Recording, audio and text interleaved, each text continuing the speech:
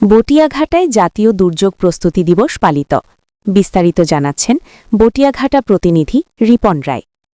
দুর্যোগ প্রস্তুতিতে লড়ব, তারুণ্যের বাংলাদেশ করব, এই প্রতিপাদ্য বিষয় নিয়ে বটিয়াঘাটা উপজেলা প্রশাসন ও দুর্যোগ ব্যবস্থাপনা কমিটির আয়োজনে গতকাল মঙ্গলবার বেলা ১১টায় জাতীয় দুর্যোগ প্রস্তুতি দিবস ২০২৬ নানা কর্মসূচির মধ্য দিয়ে পালিত হয়েছে।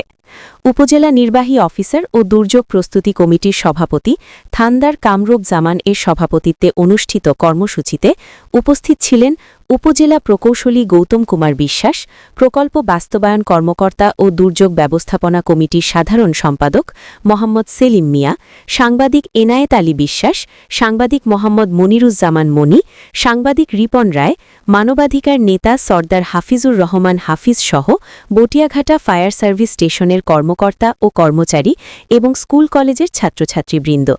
এ সময় বটিয়াঘাটা ফায়ার সার্ভিস স্টেশনের পক্ষ থেকে দুর্যোগ মোকাবেলায় সক্ষমতা সতর্কতামূলক বিভিন্ন ইভেন্ট দেখানো হয়। দৈনিক ইবি নিউজ, আমরা দেশ ও মানুষের কথা বলি।